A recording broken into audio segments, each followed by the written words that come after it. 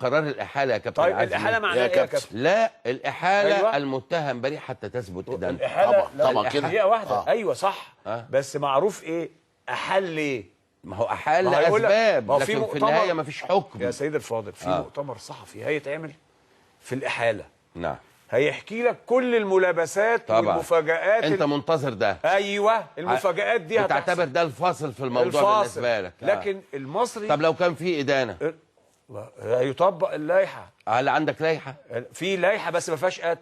ما فيهاش قتل. طب هتطبق إيه؟ عندنا لائحة طبعا وتطبق. عندنا لائحة وتطبق وكل الكلام ده. احنا مش عندك لائحة وستطبق؟ طبعا. إيه هي اللائحة؟ بتقول إيه اللائحة؟ اللائحة بتقول الهبوط في الحالة دي. في الحالة دي الهبوط.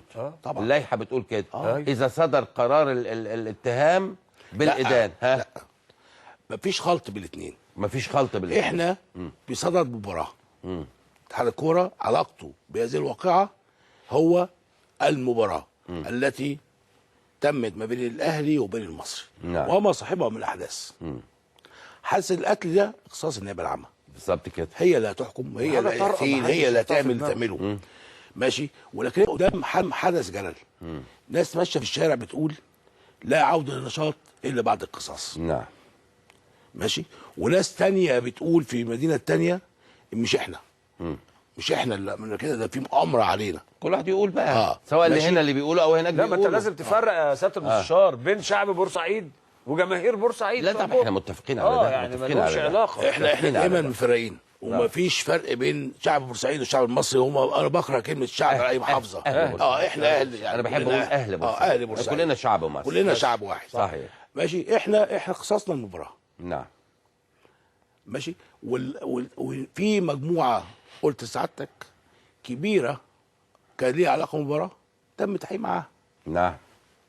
احنا لا نتوقع شيء بالنسبه لهم، لكن نخشى ان يكون هناك امور. نعم. ايضا نخشى ان تكون المسؤوليه يعني راح اتحاد الكوره. ماذا انت فاعل في لحظتها؟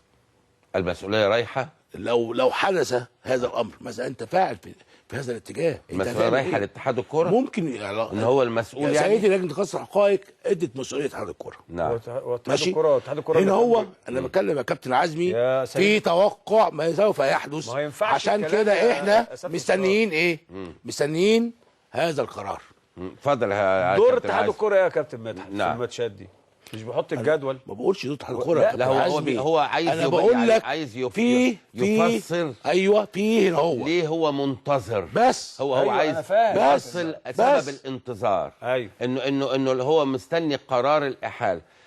برضه ارجع واقول بس اطمنك انا في الجزئيه دي. وانا مطمن برضه. اطمنك في الجزئيه دي.